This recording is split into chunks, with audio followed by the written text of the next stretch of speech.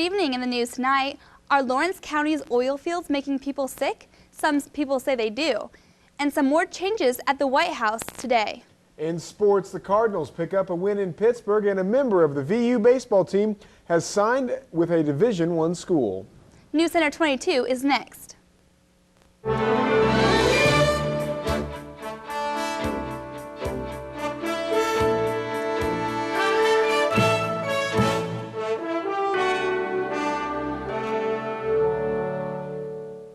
Residents of Bridgeport, Illinois claim hydrogen sulfide fumes coming from the oil fields near town are making them ill. Bridgeport Mayor Max Schaaf says he's fielded numerous complaints about the problem over the last 18 months. The complaints from most of our residents is watery eyes, running nose, irritation of the throat, upset stomach, and headaches. Schaaf says not only are fumes making people sick, but residents say the odors are also causing coils on air conditioners and refrigerators to corrode as well. The Agency for Toxic Substance and Disease Registry held a public hearing in Bridgeport last night to evaluate the concerns of citizens. Lieutenant Amy Trefalelli says her agency will place air monitors around the city to check the quality of the air to see if there is a problem. Trefalelli cautioned residents that it could take some time to get the results back from the tests. Heavy rains caused major headaches in the Vincennes area overnight. Between 4 and 6 inches of rain fell, flooded streets and basements, and washed out at least one road. A tree fell on 2 cars and a house on North 3rd Street. Debris from the receding floodwaters was left piled on Vincennes streets. Part of State Road 67 and US 41 were closed due to high water.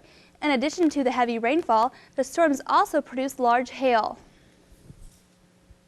The Family and Social Services Administration will hold a series of 13 public meetings over the next 7 weeks, including one in Vincennes, to discuss the issue of uninsured Indiana residents.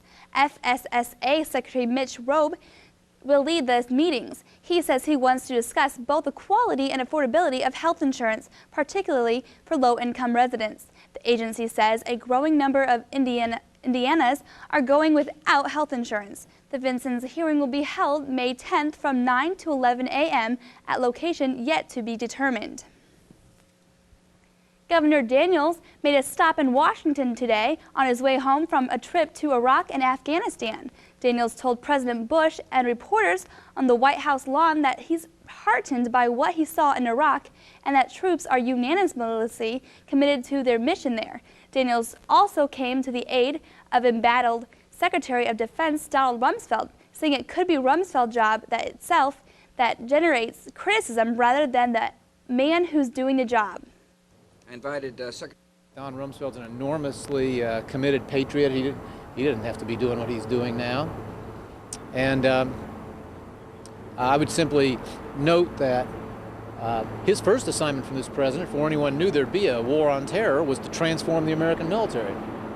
And that naturally gives rise to some disagreements, and he was probably going to have some, generate some controversy simply on that front. So there may be some other motives at work here. Daniels, a Republican, was formerly Bush's budget director. Both national and state Democrats are planning to appeal a federal court ruling upholding Indiana's new law requiring a photo ID to vote. Democratic National Committee Chairman Howard Dean told the Associated Press that the law will keep some people from voting, but supporters of the new law, including Indiana Republican Party Chairman Murray Clark, say the state's voter identification law will help secure elections in Indiana. Indiana Democratic Party Executive Director Mike Edmondson says it's important to appeal the ruling to make sure every voter gets a chance to cast a ballot. A federal judge ruled last week that the state's law should stand. Ads will begin running tomorrow in 9 television markets inside and outside Indiana with the state's new tourism slogan. Lieutenant Governor Becky Skillman unveiled the new slogan, "Restart Your Engines," in Evansville today. The old "Enjoy Indiana" slogan was retired in December after 8 years. Skillman says the old slogan had grown ineffective, and the new one will help Indiana position itself as a Midwest tourist destination. Annually, about 59 million people visit the state, and tourists spend nearly $8.9 billion a year in Indiana. State tourism officials say they tested the new slogan with focus groups, who connected it to both the state's motorsports industry and a reference to rejuvenation. Indiana is one of 9 Midwestern states with reported cases of mumps. The worst outbreak has been in Iowa, where there have been 815 cases reported this year. It's part of the nation's biggest epidemic in almost 2 decades. No deaths have been reported from the current epidemic. For years, the saying went, "What's good for General Motors is good for America." Japanese automaker Toyota has a new promotional campaign that says it's good for America too. Billboards along highways and areas of the country tout Toyota's impact on the U.S. economy. The billboards are in some 24 U.S. markets where Toyota has factories or suppliers. Operations, Toyota spokeswoman Patricia Pineda says the intent is to raise awareness about the automaker's growing U.S. presence. Toyota is on its way to passing GM as the world's largest automaker. Still to come on Newscenter 22, Karl Rove has had one of the biggest roles in shaping White House policy, but not anymore, and consumers were digging deeper into pockets last month, seeing higher costs for gasoline. Stay with us.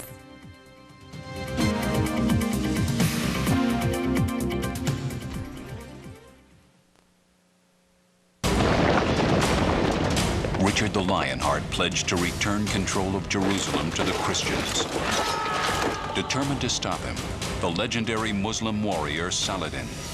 Both men are driven by honor, obsessed with power, and determined to win the prize, the sacred city of Jerusalem. Discover what makes these men holy warriors.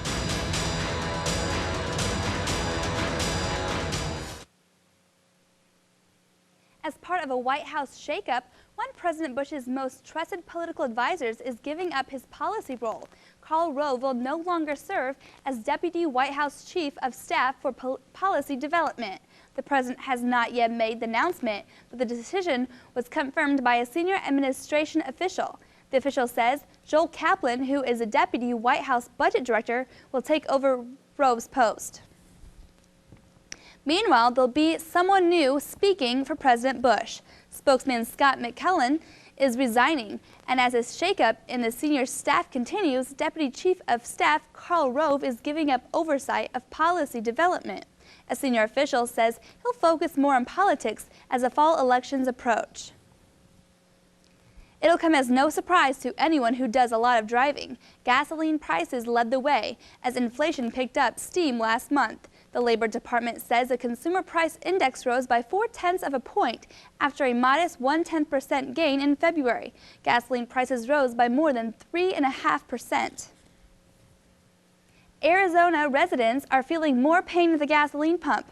According to a AAA Motor Club, the average cost for a gallon of regular gas in the state on Tuesday was $2.80 a gallon.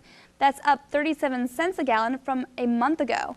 And some gas stations in the Phoenix area are now charging $3 or more for a gallon of regular petroleum. Petroleum analysts attribute the jump to several factors. Among them, they cite political turmoil abroad and higher demand during warmer months. As we just saw, gas prices are going up, propelled by a record high for crude oil. Is there any relief in sight? Brianna Keeler is in Washington, D.C. to answer that question. Oh my gosh. Gas prices are going from bad to worse. Crude oil hit a record high Tuesday, settling at more than $71 a barrel and pushing the average price of regular unleaded to $2.79 a gallon. We think, that gas prices are probably going to continue to increase for the next 30 or 40 days. Without relief in sight, gas prices have become a hot political topic. Are they doing this dictated by the laws of supply and demand, or is something else at work? New York Democrat Charles Schumer wants the Federal Trade Commission to investigate if oil companies are withholding gas production to drive up prices. President Bush is pointing to market factors as the culprit. One, the increase of price of crude oil. Secondly, there's increasing demand. Thirdly, we're switching fuel mixes. Industry analysts agree. The biggest factor in the price increase right now is supply and demand. There is huge increasing demand in China and in the United States. Some OPEC ministers say they do not have the capacity to increase oil production. For now, it appears drivers will just have to make do. I have to drive to work every day, so it's kind of a necessity, and you can't really get around that. AAA says we could see the average for a gallon of regular unleaded hit about $3 this summer, and one expert predicts it could be as high as $3.50 in some areas. In Washington, I'm Brianna Keeler.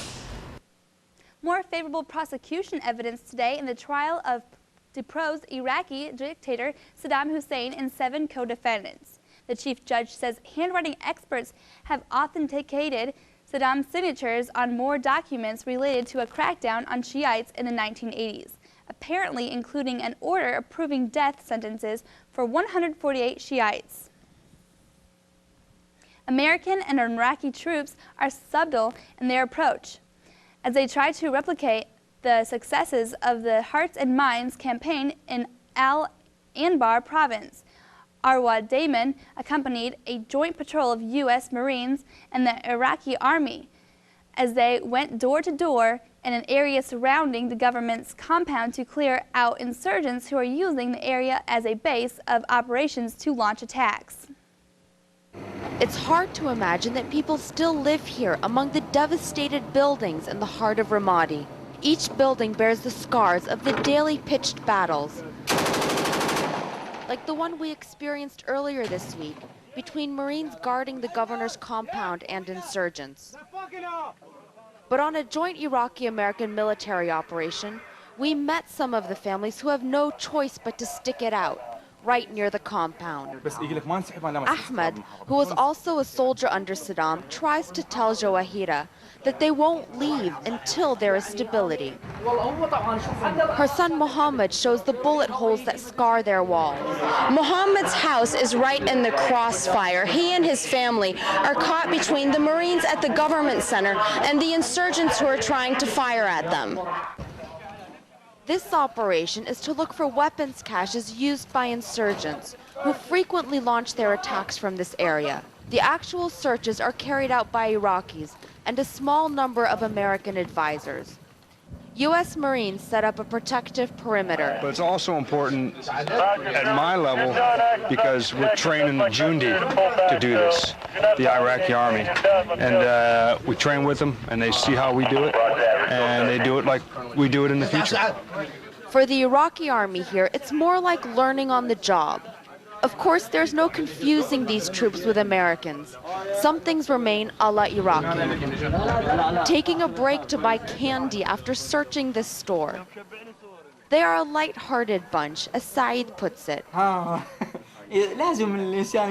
Despite everything that we go through, he says, we like to joke and laugh. But this group takes its job seriously. They're operating in one of the most dangerous areas in Iraq. Dangers that are very real to 12-year-old Haneen, who says that she is scared all the time, a sentiment echoed by her younger sister. Their mother, Khilud, says that she is helpless to protect her children.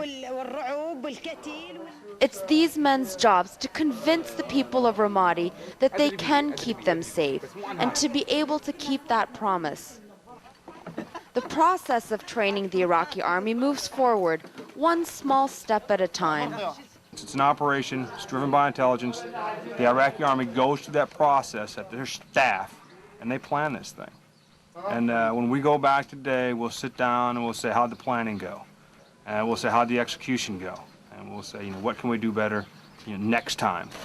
The weapons they are looking for today are still out there, but at least they all made it back alive. Slightly better prepared to deal with the next time. Arwa Damon, CNN, Ramadi, Iraq. British Prime Minister Tony Blair is talking tough on Iran in its pursuit of uranium enrichment. Blair says the international community will have to take action against Iran if it does not desist. But some members of the British Parliament are wary based on the war in Iraq. Blair responded by laying out the differences between Iraq and Iran. Blair said no members of the international community can afford to show weakness when dealing with Iran. I have said constantly, Iran is not Iraq. Nobody is talking about military invasion. However, I have to say to my right honourable friend, at a point in time when the president of Iran is talking about wiping Israel off the face of the earth, and where there is, with the tacit, at least, acceptance, possibly even at the instigation of the Iranian regime, young people signing up to be suicide bombers directed at US, UK and Israeli targets, I do not think this is the time to send a message of weakness. Blair assured the members of Parliament that all efforts are being made to find a diplomatic way to reining Iran in and bringing them back into UN compliance. But he said he would not table any of his options. Relatives are remembering loved ones lost in Oklahoma City bombing 11 years ago today. A father said, "It's very important we never forget," as he put a bouquet of flowers this morning on a chair dedicated to his daughter. Relatives read out the names of the 168 people killed in the federal building bombing on April 19, 1995. Governor Brad Henry told mourners that the bombing's lasting legacy is goodness overcoming evil. He thanked rescue workers who saved lives in the wrecked Alfred P. Murrah federal building. A man who opened fire at a St. Louis catering company had earlier killed a mother of his child. He later shot himself to death after killing 2 women at the company. One was a 79-year-old who ran the business with her husband. The gunman is described as a disgruntled former employee. State officials will be examining the tramway that shuttles people across New York City's East River before they allow it to reopen. Nearly 70 people were stranded all night aboard 2 cable cars that came to a stop because of a power failure. Those fees that your bank tax up on you are going up. A survey by Bankrate.com shows that average bounce check fee is now $27.04, up 25% since the Internet Consumer Banking Concern did its first survey back in 1998. In addition, ATM surcharges are at a new high, with the fee banks charge non-account holders now averaging $1.60. The survey says 98% of banks with ATMs now charge a fee.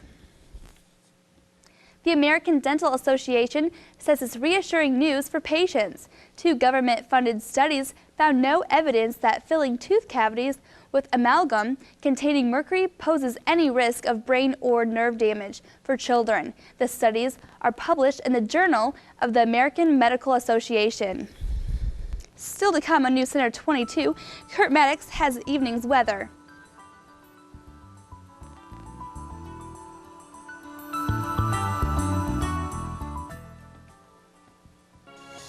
Tune in to WVUT this Wednesday night at 7, Standards of Perfection. Showcats interviews ribbon-seeking cat owners. Then at 8, stay tuned for Holy Warriors. This look at the Third Crusade, which found Richard the Lionhearted striving to reclaim Christendom's holiest city, Jerusalem, from the Muslim leader Saladin, reveals the facts behind the lore. Wednesday night on WVUT.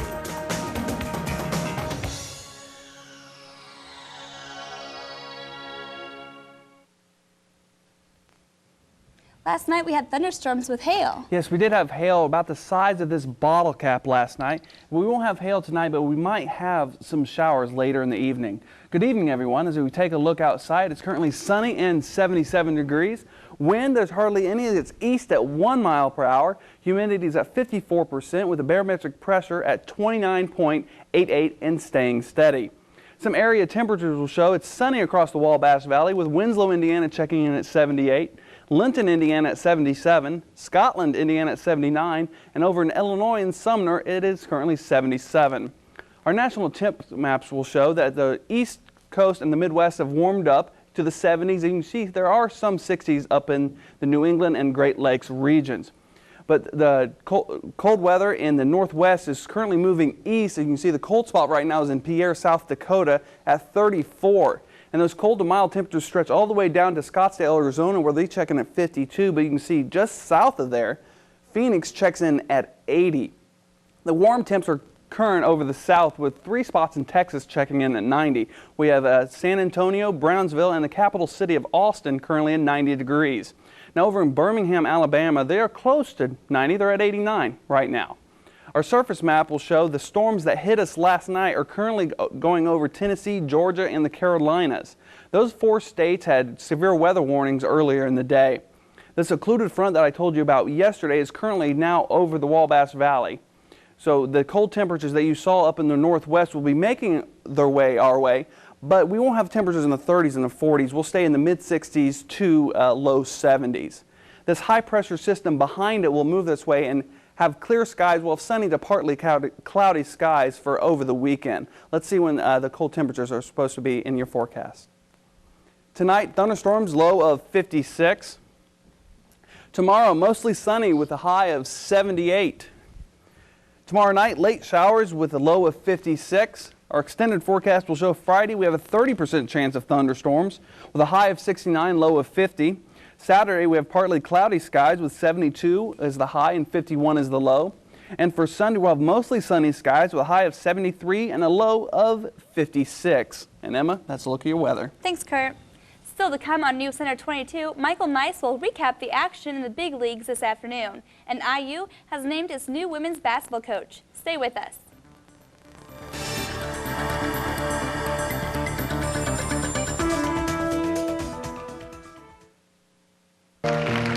All the cats are competing for best in show. It is an athletic event. These cats are athletes. It's absolutely a little powder puff of innocence. When you have a great cat like this, they know what it's all about.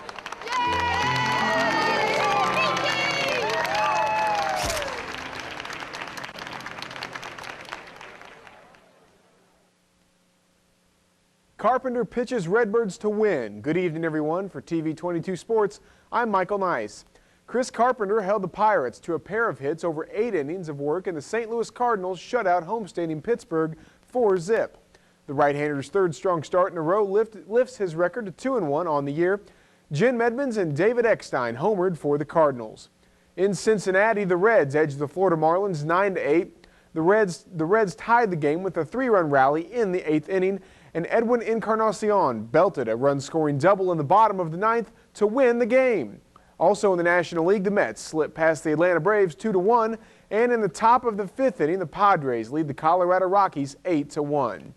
Over in the American League this afternoon, Alex Rodriguez homered in his 3rd straight game, and the New York Yankees beat Toronto 3-1. And the White Sox blanked Kansas City 4-0. At the ballparks last night, J.D. Drew signaled home Kenny Lofton in the bottom of the 9th to complete the Los Angeles Dodgers 2-1 win over the Chicago Cubs. Lofton started the winning rally with a 2-out walk and stole second before Drew lined a pitch down the right field line. Drew had both RBIs for the Dodgers, who've scored just 7 runs in their last 5 games after netting 69 in their first 10. The Cubs' lone run came on an RBI grounder by Neifi Perez. The Toronto Blue Jays roughed up Randy Johnson last night while turning a 4-0 deficit into a 10-5 pounding of the New York Yankees. Troy Gloss led the Blue Jays attack, going 3 for 4 with 2 homers, 3 RBIs, and 3 runs scored. Alex Rios tied a career high with 4 RBIs, including a 2-run homer that gave the Jays a 6-4 lead in the 2nd inning. Kevin Youkilis delivered a tie-breaking 2-run double in the 8th inning as Boston beat Tampa Bay 7-4. The Devil Rays tied the game in the top of the 8th inning on Russell Brannion's 2-run double off Mike Timlin. But Timlin improved to 2-0 thanks to Youkilis. Manny Ramirez went 2 for 4 with 3 RBIs, including a 2-run single in the Red Sox 3-run 7th. Vincennes University pitcher Ian Reinhardt has signed a national letter of intent to play baseball at Southern Illinois University in 2007. The right-hander from Holland, Indiana, struck out 21 and walked 4 in 25 innings en route to a perfect 3-0 record and a 1.78 ERA as the Trailblazers closer and led the nation with 8 saves as a freshman.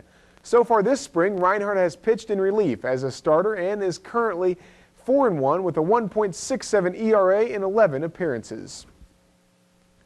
The Indiana Pacers are ending the regular season with a scoring rush, but they still need one more victory to avoid their first losing record in 9 years. Indiana has averaged 104 points in the last 5 games. The Pacers have won 4 of those games and have clinched a playoff spot heading into tonight's final regular season game at home against Orlando. A win over the Magic would clinch the 6th seed for Indiana, resulting in a first-round series against Atlantic Division champ New Jersey. The Memphis Grizzlies have earned a victory they probably didn't want. Jake Sakalitis scored 18 points and grabbed 9 rebounds as the Grizzlies won their 4th in a row, beating the Los Angeles Clippers 101-95. Lorenzen Wright added 17 points for Memphis, which will have to open on the road against Dallas, while the 6th-seeded Clippers take on Denver. The Mavericks finished with an NBA's 3rd-best record, while the Nuggets posted a worse record than the Clippers. Atlanta pulled out a 103-100 win over Miami on Tyrone Lue's three-pointer with 8.3 seconds left. The Heat played without 3 starters, and their head coach, Shaquille O'Neal, Dwayne Wade, and Gary Payton were inactive, while Pat Riley stayed in upstate New York to be with his ailing mother. Zaza Pachulia led 6 Hawks in double figures with 18 points. Darrell Wright was a high man for the Heat with 19 points. The new women's basketball coach at Indiana is Fashila Leggett-Jack, the coach at Hofstra the past 4 years. She will take over for Sharon Versup, who resigned April 7th to become the coach at Purdue. Leggett-Jack led Hofstra to a 19-12 record and a WNIT appearance last season. She had an overall record of 54-63. Purdue forward Marcus White will take a medical hardship and won't play in his senior season because of a worsening back condition. White played in 20 games last season after transferring from Connecticut. He set out the 2003-2004 season with a bulging disc in his lower back. 3-time major champion Larry Nelson and former Masters champion Henry Picard have been elected to the World Golf Hall of Fame. A Vietnam veteran, Nelson won the PGA Championship twice and the 1983 U.S. Open at Oakmont. Picard, who died in 1997, won 20 times on the PGA Tour, including the 1938 Masters and the 1939 PGA Championship. Indianapolis Colts say tickets remain for 2 preseason home games, but all regular season tickets are sold out. Tickets for the games against Seattle on August 20th and Cincinnati on September 1st will go on sale April 29th at the RCA Dome and Ticketmaster outlets. And Emma, that's a look at sports. Thanks, Michael. Still to come on Newscenter 22, a look at the latest baby news from Hollywood. Stay with us.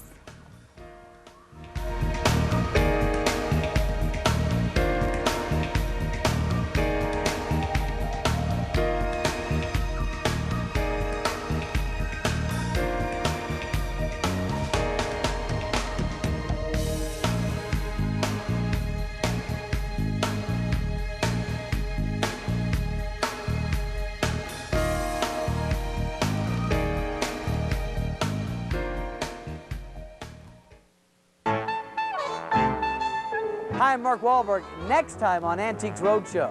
Now, in all my years on the Antiques Roadshow, I'd never ever seen one of these. There is a bit of a drawback. There is not great demand for goat's udders.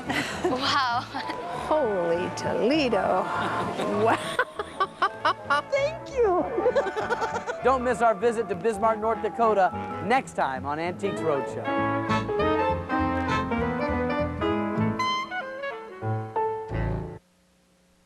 Brooke Shields had another baby. The actress gave birth today to Greer Hammond Henchy, who weighed 7 pounds. Shields and her husband, Chris Henchy, already have another daughter, who turns 3 next month.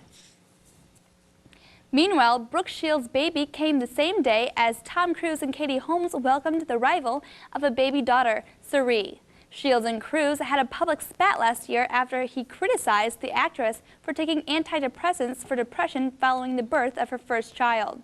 Cruise argued that depression could be treated with exercise and vitamins. And that's all for now. Join us again tomorrow. For Kurt Maddox and Michael Mice, I'm Emma Hall. Good night.